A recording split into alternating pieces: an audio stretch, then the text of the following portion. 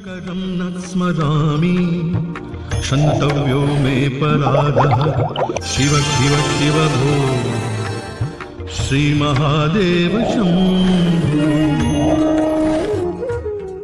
ज्योतिष में आस्था और विश्वास रखने वाले सभी दर्शकों को प्यार भरा नमस्कार। मेरे इस YouTube चैनल ज्योतिष अथय ज्ञान सागर को सब्सक्राइब करें और साथ ही साथ बेल आइकॉन के बटन को प्रेस करें ताकि सभी नोटिफिकेशन आपको मिलती रहें। वीडियो में दी गई जानकारी अगर आपको महत्वपूर्ण और ज्ञानवर्धक लगती है तो इसको शेयर और लाइक करना ना भूलें ताकि आपका प्यार और सपोर्ट इसी तरह से मुझे मिलता रहे। नवरात्रि यानी 9 रातें शरद नवरात्रि हर वर्ष अष्टमी मास की शुक्ल पक्ष की प्रतिपदा से 9 दिन तक माँ दुर्गा की पूजा की जाती है, जिसमें माँ दुर्गा के हमारे 9 स्वरूप होते हैं और सभी लोग अपने अपने इच्छा के अनुसार उनकी आराधना करते हैं। नवरात्रि पर माँ देवी का अलग अलग स्वरूपों का जो है श्रृंगार किया जाता है। लोग उनकी पूजा अर्चना करते हैं, उनको प्रसन्न करते हैं ताकि उन्होंने जो भी मनोकामनाएं मांगी हैं देवी माँ उन सभी मनोकामनाओं को पूर्ण कर सके। हिंदुओं के प्रमुख त्योहारों में से एक जिसे बहुत ही अधिक महत्वपूर्ण त्यौहार माना जाता है उसमें से एक त्यौहार है दुर्गा पूजा। और इसे दुर्गा पूजा, नवरात्रि या लोग अपने अपने क्षेत्रों के अनुसार अलग अलग नामों से पुकारते हैं। इस बार की जो शारदीय नवरात्रि है वो 17 अक्टूबर से शुरू होकर के 25 अक्टूबर को जो है नवरात्रि खत्म होने वाली है। और इस बार अष्टमी और नवमी तिथि में थोड़ा सा चेंजेस है।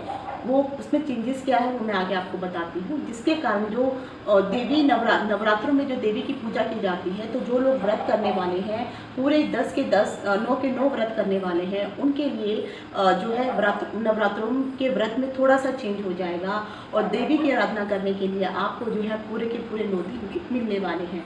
और 26 तारीख को जो है हम विजयदशमी का त्यौहार मनाने वाले हैं। तो जो 17 तारीख को जो है अक्टूबर, यहाँ पे अगर आप देखेंगे तो मैंने लिखा हुआ 17 अक्टूबर को जो है नवरात्रि स्टार्ट हो रही है।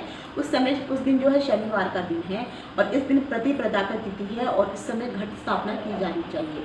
घट स्थापना के लिए सबसे पहले जो है एक सबसे बड़ी बात ये कही गई है, अगर सुबह का समय होता है जो मैं आपको समय दे रही हूँ इस समय अगर आप घट स्थापना करते हैं तो भी सही है। लेकिन अगर किसी कारणों से आप सुबह घट स्थापना या जो भी मैं समय दे रही हूँ उस समय अगर घट स्थापना नहीं कर सकते हैं तो उसके बाद जो है एक आता है अभिजीत काल, जो हमें जो 40 मिनट का होता है, वो दोपहर का समय होता है। तो उस समय में जो है आप अपने क्षेत्र में जब भी आपका अभिजीत मुहूर्त होता है उस समय जो है उस मुहूर्त को देख करके आप उस हिसाब से जो है घट की स्थापना कर सकते हैं। 17 तारीख को जैसे मैंने कहा है कि शनिवार का दिन है, उस दिन जो है घट स्थापना करनी है। समय में आगे आपको बताऊंगी। 18 अक्टूबर को अगर आप देखेंगे वो दिन दूसरा नवरात्रा है और माँ ब्रह्मचारिणी की पूजा होगी। 19 अक्टूबर को जो है सोमवार का दिन है और वो तीसरा नवरात्रा है जिसमें माँ चंद्रघंटा की पूजा की जाएगी। और 20 अक्टूबर को जो है चौथा नवरात्रा है जिसमें माँ कुष्मांडा की पूजा होगी। 21 तारीख को जो है बुधवार है, उस दिन माँ स्कंद माता की जो है पूजा की जाने वाली है। 22 तारीख को अगर आप देख रहे हैं तो छठा नवरात्रा है और इसमें माँ कात्यायनी की पूजा होगी। और 23 अक्टूबर को जो है शुक्रवार का दिन है जिसमें सप्तमी तिथि रहेगी और ये 7वां नवरात्रा होगा, इसमें काल रात्रि की पूजा की जाएगी। उसके बाद 24 तारीख को अगर आप देखेंगे तो शनिवार की तिथि है। इस दिन की जो अगर आप देखेंगे तो जब सूर्य उदय हो रहा है उस समय जो है अष्टमी तिथि आ रही है, उस समय माँ गोरा की पूजा की जाती है। और जो उसके बाद जो नवमी तिथि आ रही है वो महानवमी होगी जिसमें माँ दुर्गा की पूजा की जाती है और कुछ लोग जो है राम की भी पूजा करते हैं।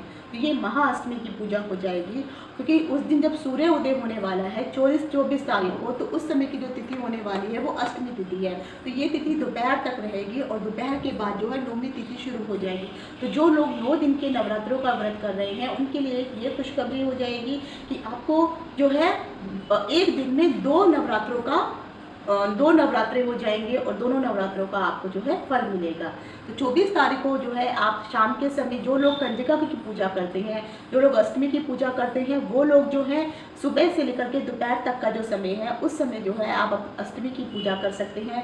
कन्याओं को भोजन आदि खिला सकते हैं जो कंजक पूजा की जाती है। लेकिन जो लोग नवमी तक पूजा कर रहे हैं वो लोग जो है दोपहर के बाद जो है कंजकों की पूजा कर सकते हैं और अपने नवरात्रों के व्रतों का उद्यापन कर सकते हैं और शाम को ही वो जो है आपको आपको कन्याओं को भोजन खिलाना है, वो भी नौमी तिथि होनी चाहिए। और ऐसा नहीं है कि नौमी तिथि दोपहर में शुरू होकर आपने दोपहर में कर दिया, ऐसा नहीं। जो शाम का समय होगा, माता को भोग लगा के पूजा करके कथा वगैरह पढ़ के और कंजकों की पूजा करने के बाद ही आप अपना भोजन ग्रहण करेंगे और इस तरह से आपकी नवरात्रों की पूजा हो जाएगी। उसके बाद जो है 25 तारीख का जो अगर समय देखेंगे तो उस समय जो है विजयदशमी यानी दशहरे का त्यौहार मनाया जाएगा। उस दिन संडे है और संडे के दिन जो है विजयदशमी का त्यौहार रावण वगैरह जलाएंगे, अच्छा बुराई पर अच्छाई की जीत होगी। और 26 तारीख को जब सोमवार का दिन है वो होगा दुर्गा विसर्जन का दिन। उस समय जो है माता 10 दिनों के लिए अपने मायके आई थी, अब वो अपने ससुराल अपने घर को वापस चली जाएगी। तो ये तो थे नवरात्रों की पूरी डेट्स मैंने बताई। अब मैं आपको बताने वाली हूँ कि कलश स्थापना आखिर किस दिन की जाए और किस समय की जाए। तो कलश स्थापना की तिथि अगर आप देखेंगे तो 17 अक्टूबर को आपको कलश की स्थापना करनी है और 17 अक्टूबर का जो शुभ मुहूर्त बताया गया है पंचांग के अनुसार, उसमें कहा गया है कि जो सुबह का समय है, जब सुबह सूर्योदय होगा तो 6:23 पर जो है आप जो है यहाँ से शुरू कर सकती हैं। और ये जो मुहूर्त रहने वाला है ये 10:12 तक जो है ये मुहूर्त रहेगा। तो ये जो मुहूर्त है कुल आपको जो है एक आप कह सकते हैं कि 4 घंटे के आसपास या पौने 4 घंटे के आसपास का समय आपको मिल रहा है। उसमें जो है आप घट की स्थापना कर सकती हैं। और लेकिन अगर आप घट स्थापना इस समय नहीं कर सकती हैं तो जैसे मैंने कहा है जो अभिजीत मुहूर्त होता है, एक आता है अभिजीत नक्षत्र।